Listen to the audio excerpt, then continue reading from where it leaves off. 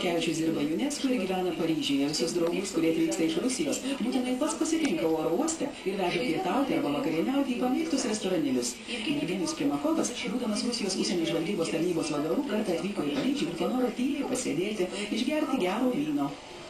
Graikų taverna. Matot, parašyta. Taigi mes sėdėm savo, staiga pasirodo, šitas žmogus ir kreipėsi. Draugė Primakovai. O aš jam sakau, na viskas, jūsų slapta misija šunį ant uodegos. Negana to, kad visiems papasakos, dar paprašys nusifotografuoti ir pakabins langę. Mes susitarėm ir nuotraukos langė jis neiškabino. Paryžiuje šimtai restoranėlių, bet Tiškevičius mėgsta pastovumą. 2 ar 3 pamėgtos įstaigėlės. Jis čia pažįsta visus, visi pažįsta jį. Ir tai labai patogu. O čia lankėsi didžėlybės. Hemingvėjus, Romanas Rolanas, kaip tik prie to paties staliuko nuvažiavo emigracijoje. Vienas rusų oligarkas jo paklausė, ką turėčiau padaryti, kad čia būtų parašyta ir mano pavardė. Jis atsakė, sere, pirmiausia, jūs turėtumėt numirti. Prieš 4 metus čia grojo muzikantas iš Moldovos. Pasirodžius Tiškevičiui, jis visą laikydavo skambinti melodiją į 17 pavasario akimirkų. Dabar dirba pianistas iš Lotynų Amerikos, bet atrodo ir jam jau žinomi garbingojo svečio muzikiniai pomėgiai. Henrikas kartą man pasakė, supranti, jeigu aš tada nebūčiau išvažiavęs į Paryžių, gal dabar būčiau milijonierius, kanalo vadovas. O aš kažkaip neatsargiai leptelėjau. Arba tave per tą laiką būtų nužudę. Jis pagalvojo, tai turbūt teisus, galėjo ir taip atsitikti. Buvo toks momentas, kai aš galėjau grįžti į Maskvą. Tada, kai atvyko Tedas Terneris, kuris pažinojo Vladimirą Putiną nuo geros valios žaidynių vykusių Sankt Peterburge. Ir kai buvo paskelbta, kad NTV akcijos yra parduodamos, Tedas Terneris pasikvietė mane ir pasakė, aš investuoju, perku akcijas ir noriu, kad tu man atstovautum. Tačiau vėliau, kai ten studijoje pasirodė kaugėti žmonės, mes nutarėm, kad iš to reikalo reikia pasitraukti.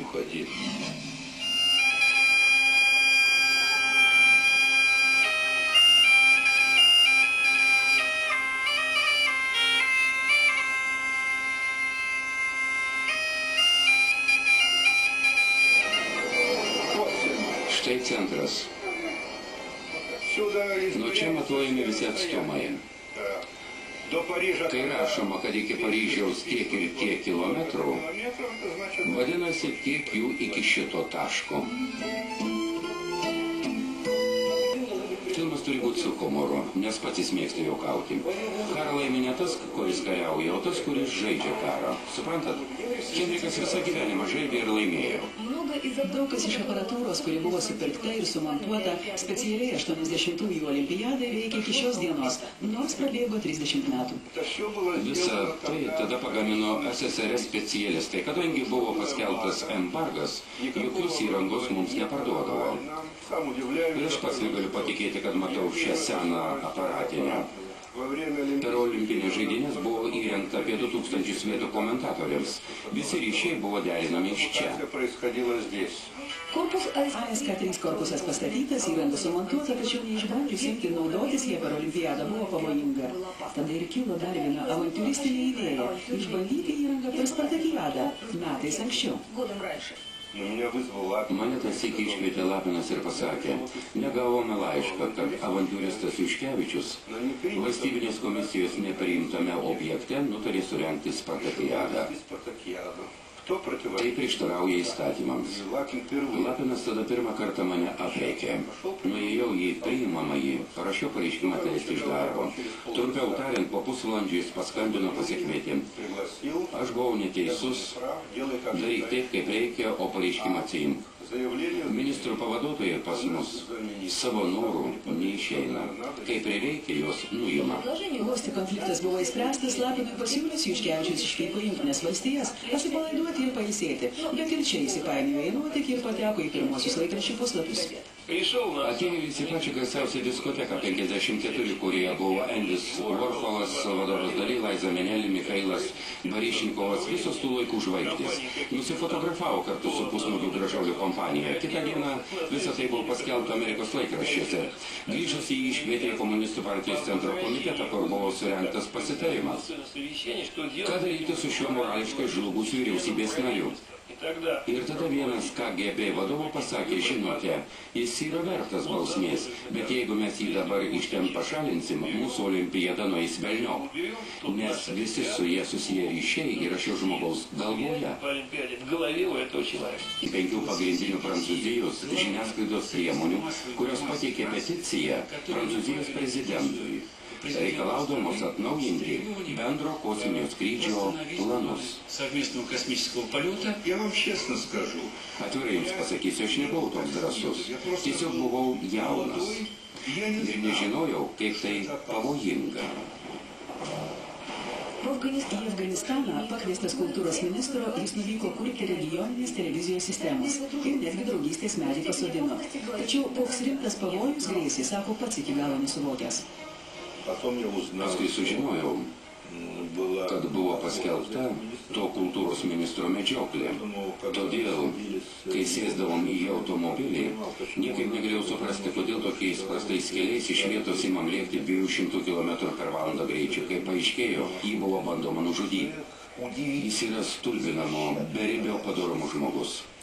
Ir tokio pat beribio sąžiningumo. Negalėčiau to pasakyti apie, tiksliau negalėčiau jam prikišti perdėtos diplomatijos. Paprastai jis garsiai sako tą patį, ką ir galvoja. Tai gali būti nepatogu, tačiau viskas paprastai būdavo apibūdinama labai tiksliai. Nebūtų Henriko, nebūtų Ostankino. Dabar tarptautinę olimpinių žaidynių transliaciją rengė pats olimpinis komitetas. O 80-ųjų Maskvos olimpiados išvakarėse viskas buvo kitaip. Sovietų sąjunga savo jėgomis turėjo nušviesti žaidynes. Ir kai valstybinio radijo ir televizijos pirmininko pavaduotojas Henrikas Juškevičius įvertino Ostankino techninės galimybės, priėjo prie išvados. Centras nepajėgus tą padaryti. Todėl likus tik 3 metams iki olimpiados buvo pradėta grandiozinė statyba, naujasis AS-4 kompleksas.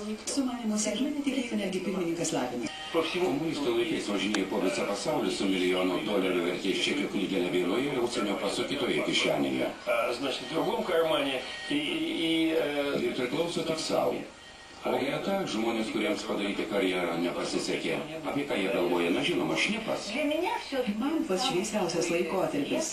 Gyvenimas Prahoje. Mudu dar turėjom daug jėgų keliauti. Aš išmokau kalbą ir pradėjau versti iš čekų kalbos Jiraseką, Božena Nemcovą. Ir dar daug ką, ir detektyvus, ir pasakojimus, viską verčiau. Auksinį Orfėją iš Bulgarijos arba Sopoto festivalį iš Lenkijos, Sovietų sąjungoje, Rytų Europoje žiūrėdavo visi. Šiame konkurse prasidėjo daugumos socialistinio lagerio atlikėjų tarptautinė šlovė, bei jo ir Alas Pugačiovas. Sovietinėse programose pasirodė europietiškas vaizdas. Buvo sutarta dėl naujienų mainų. O kada jūs dabar matėte naujienas iš Vengrijos ar Bulgarijos? Seniai? Seniai. Ir apskritai, esu tikras dėl vieno dalyko. Nėra informacijos apie šalį, nėra šalies. Režisierius Aleksandras Stefanovičius susipažino su Henriku Paryžiuje, Prieblandoje, vakarieniaujant restoranėliuose, ilgai klausėsi istoriją apie vieno žmogaus gyvenimą ir didelį šalies istoriją. Henrikai, leisk, aš apie tave knygą parašysiu. Jis sako, rašyk. O kas ten įdomaus? Sakau jam, kad viskas įdomu. Apie ką nori rašyti? Užrašysiu visas tas istorijas, kurias man porindavai. Papasakosiu jas dar kartą, tik daug smulkiau, o aš aprašysiu knygoje. Dėja, kai padaviau jam rankraštį, teko kai ką išmesti. Labai man brangius dalykus. Esu tikras, kad būtų buvo įdomu skaityti, bet dėja Henrikas sako, kad to kol kas negalima spausdinti. Metai bendro darbui pasirodė pirmasis tiražas. Knyga buvo pristatoma dukart žurnalistų namuose ir Ostankine. Apie savo būsimą paskyrimą Henrikas Juškevičius papasakojo per knygos pristatymą. Jam 36. Jis Prahoje, visiškai patenkintas europietiškų gyvenimų. Bet kartą jam teko pasikalbėti su Sergejumi Lapinu. SSRS valstybinio radijo ir televizijos komiteto pirmininkas pasiteiravo, kokį įspūdį Henrikui paliko Žalakevičiaus filmas Visa tiesa apie Kolumbą. Kas jums patiko? Juk tai labai panašu į Dostojevskį, kapstymasis po pasąmonę. Galbūt galima padaryti nedidelį kopijų skaičių ir parodyti kino teatruose. Bet per televiziją aš paklausiau, o ką, yra du partiškumo principai, vienas kinui, kitas televizijai. Lapinas tai pažiūrėjo mane, jis buvo žemesnis. Jūs ne tik neprotingas, bet dar ir akiplėška. Nusisuko ir nuėjo. Gruodžio mėnesį skambutis iš Maskvos. Su jumis kalbėti Rokas Lapinas. Jūs vakar paskyrė valstybinio radijo ir televizijos komiteto pirmininko pavaduotoju. Aš iš pradžių nesupratau, kur mane paskyrė, sako, ne kur, o kuo. Valerijus Kuznecovas, kuris antai sėdi, man ir aiškina. Į aukštus postus buvo paskirta mažai lietuvių. Ir tave priėmė tas pareigas dėl statistikos, o tu kvailys pradėjai dirbti. O dirbti iš tiesų pradėjo ne juokais. Būtent jis, SSRS valstybinio radijo ir televizijos komiteto pirmininko pavaduotojas, buvo atsakingas už pirmųjų valstybės asmenų filmavimą.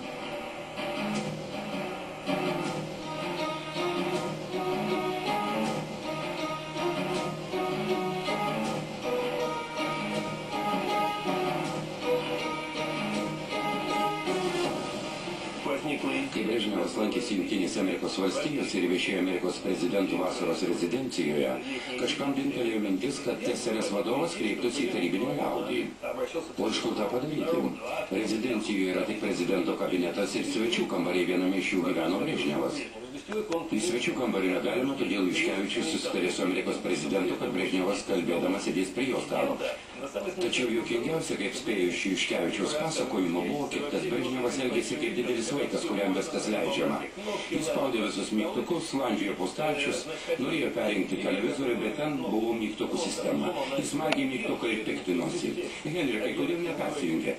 Henrikas jam sako, Leonidai ir Ryčiau, būkite atsargesnis. Afrikos turbūt jau nebėra, raketos išleikė.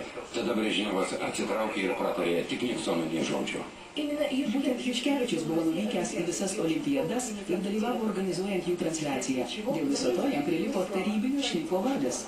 Jo valios pastangomis, nes jis kovojo, kad jo idėja patvirtintų ministrų taryba, visoje šalyje buvo nutraukta nespalvota transliacija ir pradėta rodyti spalvotas televizijos laidas, kad būtų suprantamiau. Pateiksiu pavyzdį. Jeigu šiandien atsirastų žmogus, kuris pakeistų visą televizijos sistemą į 3D formatą ir mes žiūrėtume įsikūnymą per savo televizorius. Spalvotieji televizoriai stovėjo parduotuvėse, bet jų niekas nepirko dėl vienos paprastos priežasties. Jie buvo beverčiai, buvo transliuojamos vien tik nespalvotos programos. Totalitarinis režimas, pasak Juškevičiaus, turi daug trūkumų, bet yra ir daug privalumų. Valstybiniam radijui ir televizijai buvo įsakyta daugiau nepirkti ne vieno komplekto nespalvotos studijų įrangos. Nuo 1976 visos šalies televizijų studijos pradėjo kurti spalvoto vaizdo laidas.